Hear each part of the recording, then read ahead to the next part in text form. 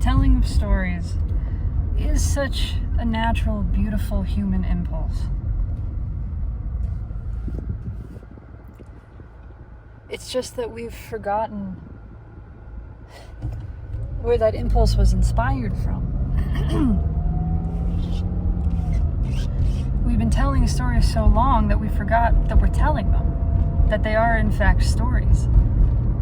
And those stories are just pointers. They are inspired by our witness of the world around us, by our experience of being. That every story, that all of our language began as sound spilling forth from our mouths as we beheld the beauty of being. That every story is actually just a song, that all of our language is laughter.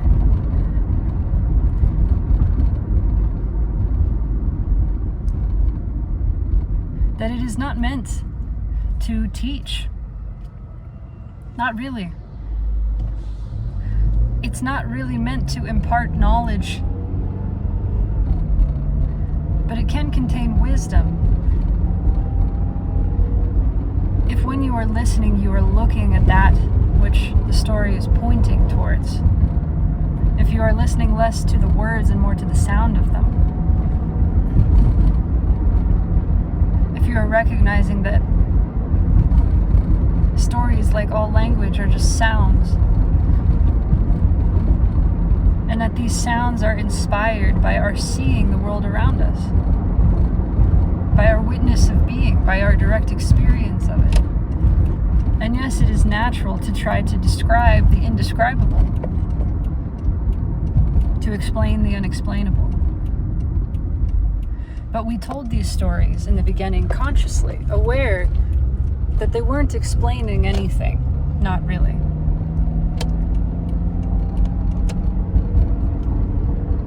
That they were just further emanations from what itself is an emanation of life, of being. That they were expressions of joy. That they didn't really have a purpose or a meaning other than to say, look, look at what is. Isn't it marvelous? Isn't it stupendous? It's miraculous, all of it, everything that is. It is. Can you see that it is? When we're constantly talking, when all we're doing is telling stories, we're never experiencing the world. We're never actually here. If all we're doing is telling stories, if we become lost in the story, then we start telling stories about stories.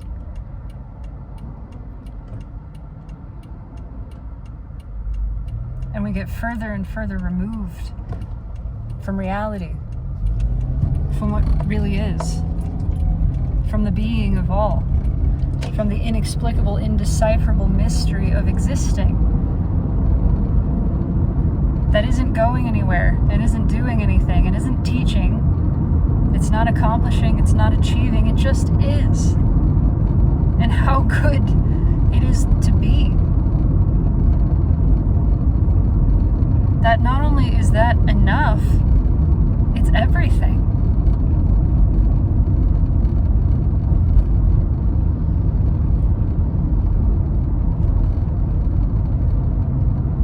There is nothing wrong with stories. There's nothing wrong with anything. It is just that we become lost when we forget that the story is not the reality. That a story about the world is not the world. And we collect all of these stories and we call them knowledge, and we call ourselves knowledgeable, smart, cultured, intellectual even, because we've done a lot of reading about, and a lot of thinking about, and a lot of talking about the world, life,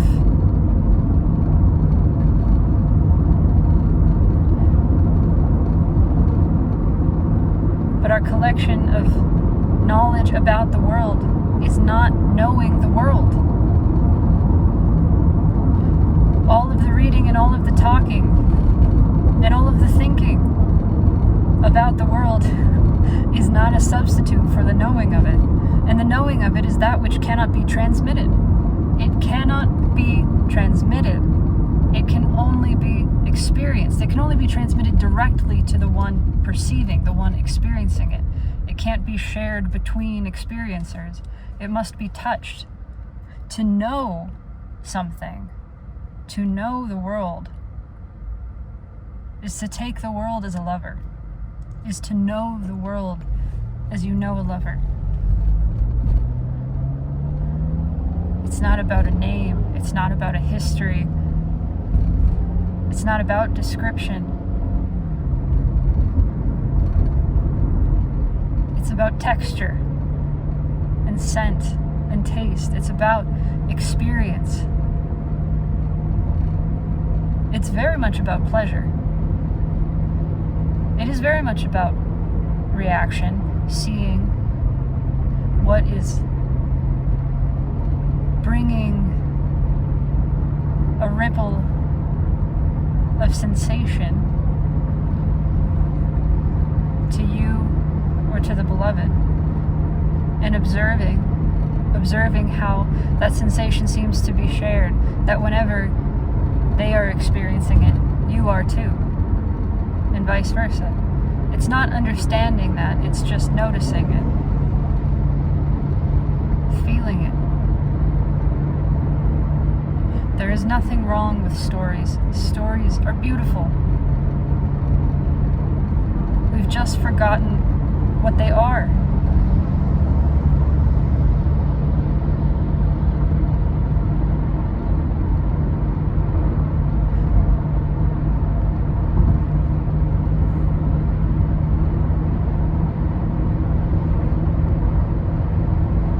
All of them are paintings. All of them are songs. All of them are poetry. And yet, all of this really without words. We are using words to describe something that is unspeakable. And when we are doing so, we are not using the words as you might think words would be used. We are not using them to communicate a definition.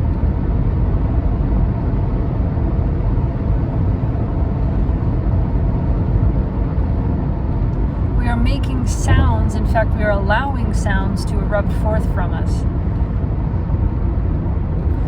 We are allowing experience to touch us. And in experience touching us, we yelp. We sing. We laugh. And we call this language, but it is simply the result of experience touching us. It is a part of experiencing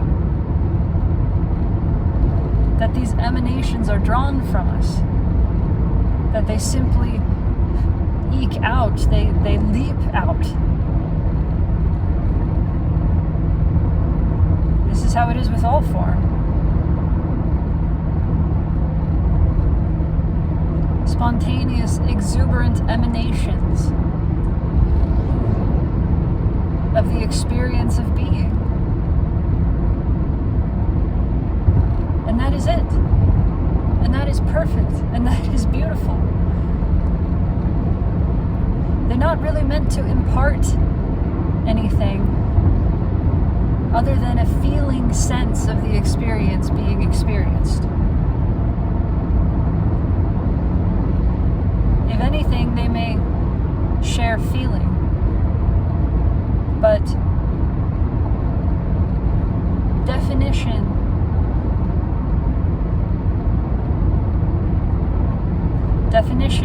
is a concept, and it has a relative reality, and it has a relative function in this world, and that is fine too.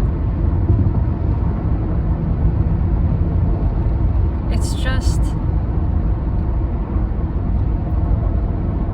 that life is so much softer when we're not lost in the words.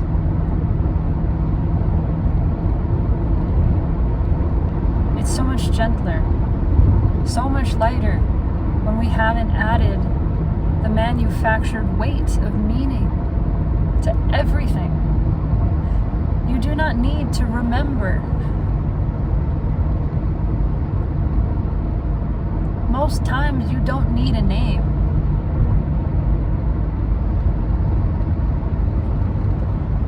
You don't need a birth date. You don't need to be remembering and recalling the story of your life up to this point, all of the things that have happened to you, all of the wrongs that have been done to you, all of the things you've been blessed with. You don't need the story. You don't need a name. There's so much that you don't need to remember. And all that we are remembering all the time that we're told that we're supposed to, that we're told that we need to, all of this that we are remembering is covering up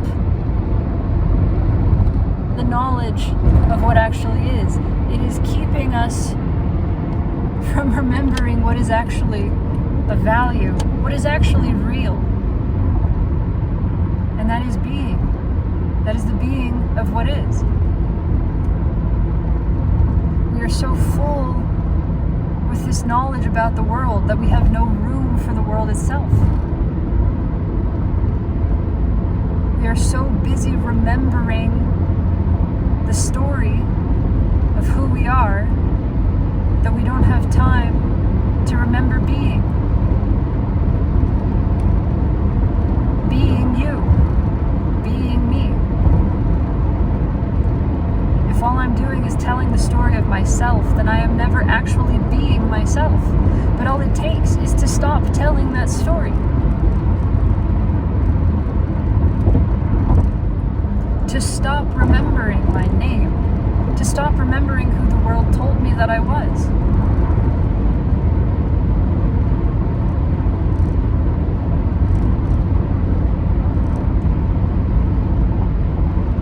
And to just be. To just be me.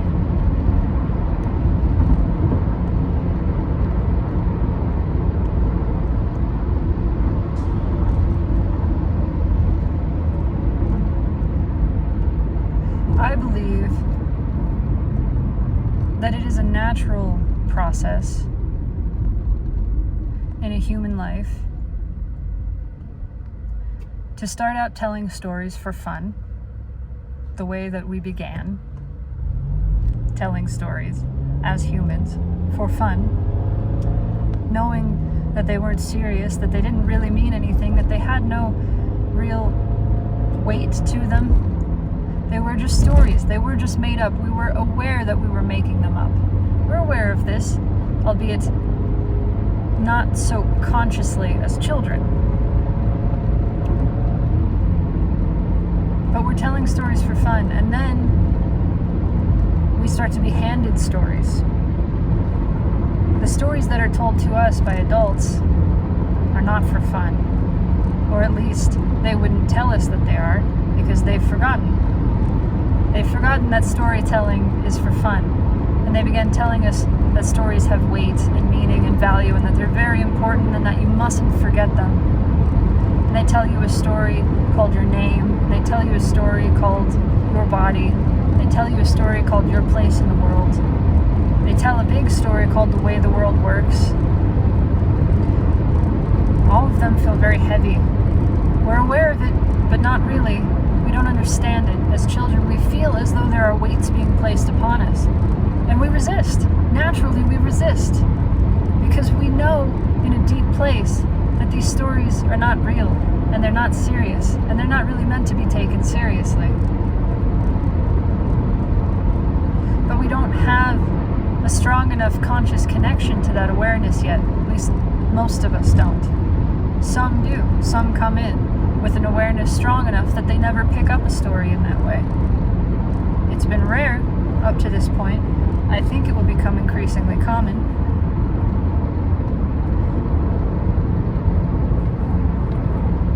Because what is also increasingly common is that we are reaching a point in our life experience where something happens, there's a rupture. the movie screen that we've been watching, and all the while adding to this film, telling stories upon stories upon stories about stories, something happens. There's a brief interruption in your regularly scheduled programming. It will be different for every person. There seems to be a beautiful natural mechanism built into those with female-born bodies, with bodies that experience what is called menopause. This, by observation, appears to be a natural phase in a human life cycle, wherein the stories begin to be removed. A disconnection starts between you and yourself, your identity. This is not exclusive to humans that experience what we call perimenopause.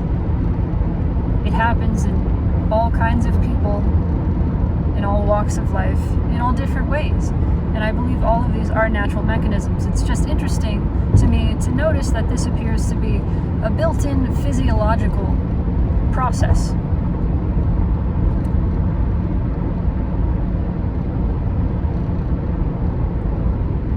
And of course, I can't speak to the way it might happen in male-born people. I just don't know. I don't have experience there. But it seems likely that there's a process there too. But at some point or another, and this is becoming increasingly common, at some point or another, and increasingly common in earlier portions of life, that something happens that opens a hole, a space. In the continuous stream of story, there is an interval of silence. Something happens, and the mind is silenced. For a time, it's unable to continue telling the stories, and in that time, we experience presence. We experience the being of that which we really are. We experience being as we really are. And we don't understand it, because it's not understandable. And we don't exactly recognize it, but it does feel in some way like home. It feels like coming home. And then very often, the stories start again, but now they've taken a different direction. Now they're all focused on telling stories about this experience. And they may become obsessed with recreating the conditions of that experience, trying to get back to it, trying to make it happen again. Because again, the mind doesn't understand. It can't understand that what happened is that it stopped. It stopped talking. We stopped remembering.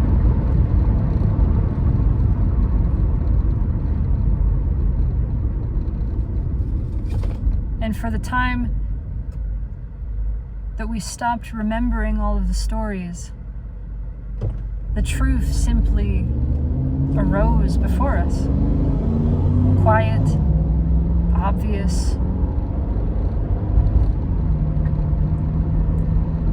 And it seemed that it had always been there, because it had, and it is.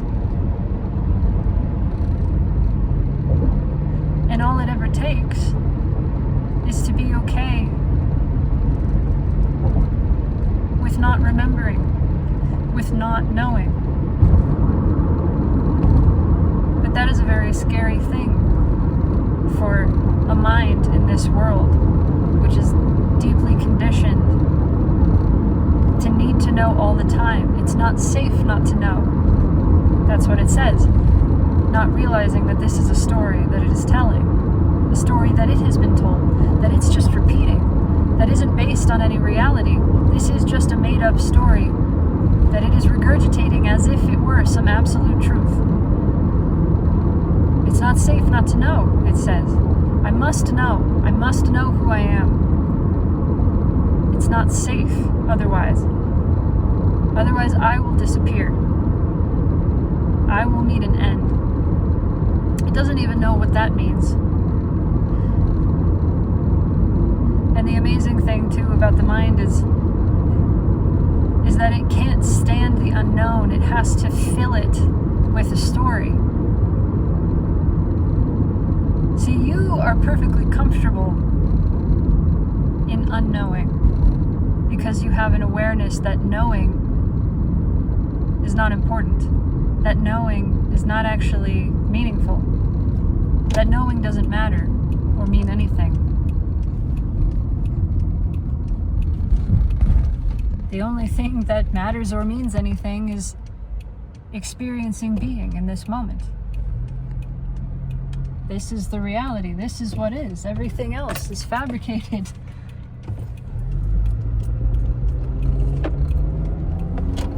And so you have no problem with unknown as the mind perceives it because you're just sensing. You're just feeling.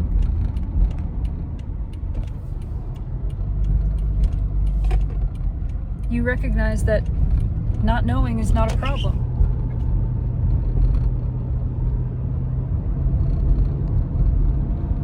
It doesn't mean anything. It's not anything at all.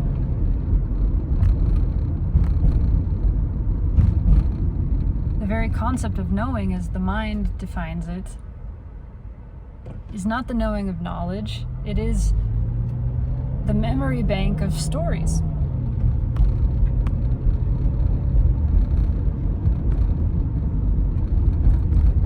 But again, we've forgotten.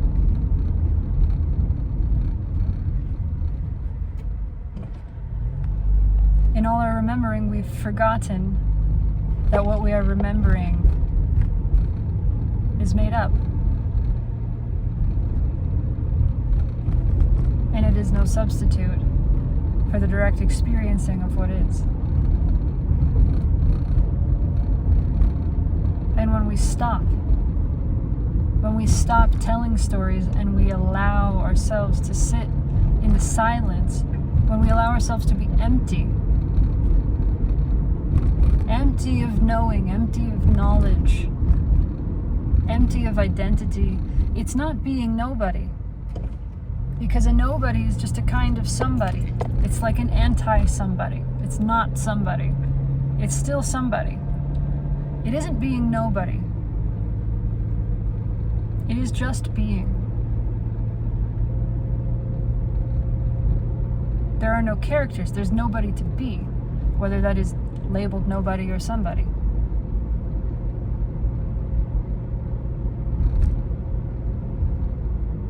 When we allow ourselves to forget everything that we think is about the world, about ourselves, then we just are. We are with the world. And we are with our self, if we can call it that. We are just being. We're not even really with it. We are it. The boundaries dissolve.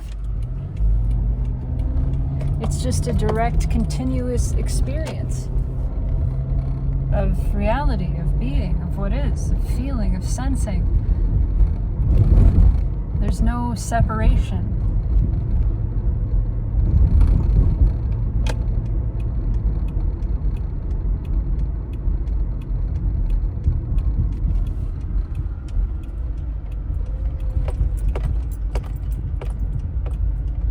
We realize this is what we were trying to get back to all along.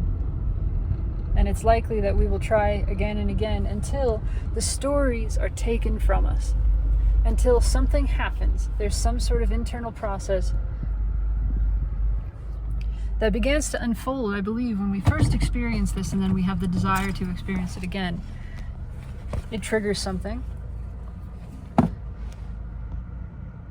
And the mechanism of that triggering is the removal, the gradual removal, the distancing from the stories.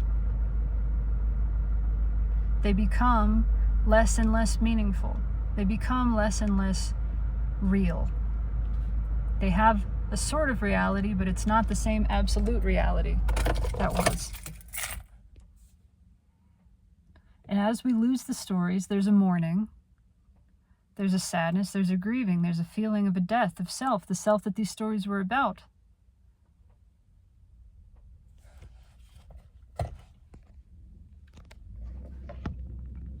The self that was a character in these stories. But gradually, as we find the stories removed, as we cry over their loss,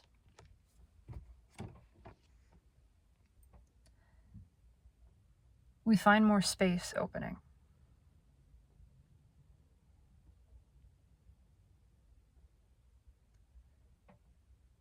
We notice when the impulse to tell a story happens, and we see that it is a sort of fool's errand, and so the stories are told less and less often.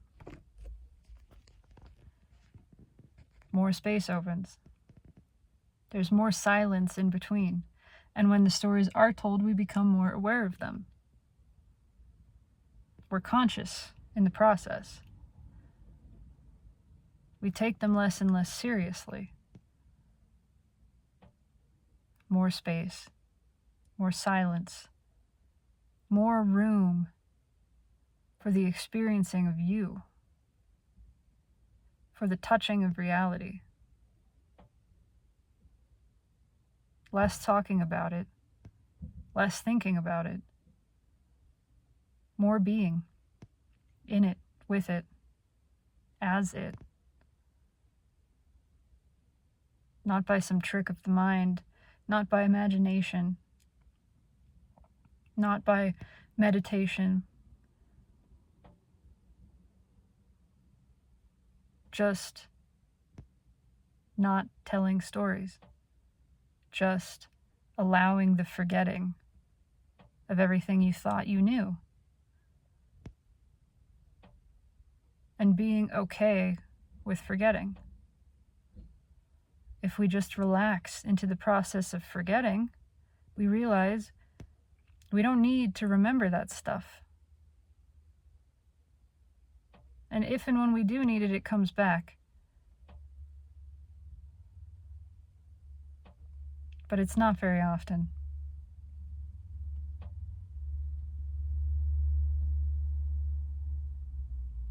You can access memory without living in it. You can be here most of the time. But it means being okay with not knowing.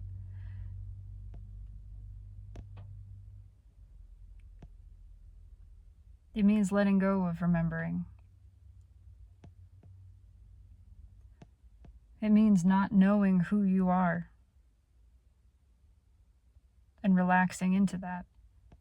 It means not understanding what's happening and relaxing into that.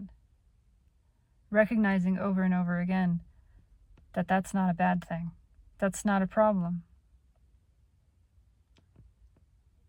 And then you see there are no bad things. There are no problems. You stop telling the stories and you start peeling them back to what really is, to the bare bones, to the truth, the foundational, well, this is what is. This is what happened. And you see that there are no bad guys and good guys. There were no big scary monsters. Just life. Just happenings. Just you. Nothing so serious. Nothing a big deal. Just what is. Incomprehensible. Undeniable. Incontrovertible. Absolutely real. And how magnificent is that?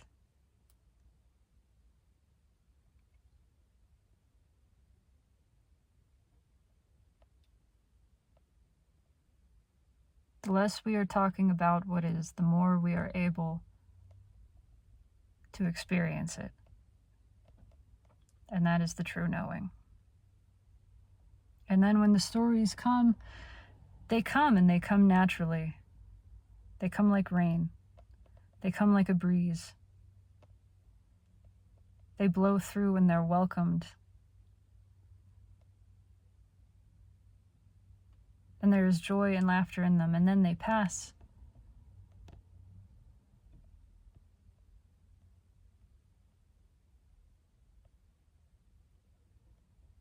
And there is such serenity in the silence. There is such vibrant peace, exuberant peace in the stillness. It's thrumming.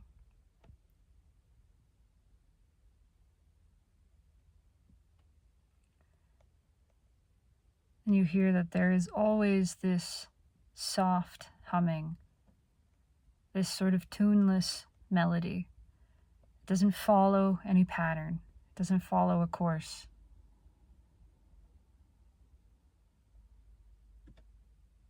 It just emerges.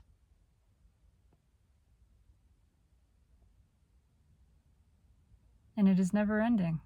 You just know it. That this humming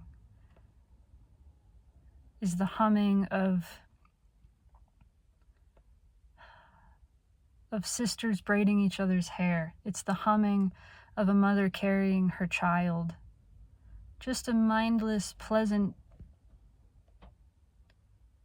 aimless melody. It is the humming of lovers, hands trailing across backs, fingers through hair. Just this gentle, lazy, aimless, meandering humming of pure contentment.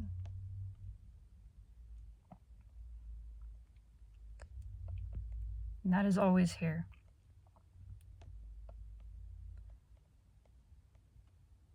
And when we just stop trying, we stop trying to know, we just stop talking over the world, we stop giving input, and we stop trying to listen in a way that is seeking understanding.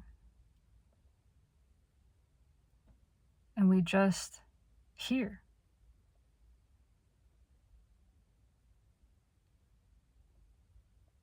We give up remembering, we give up trying, and we just are.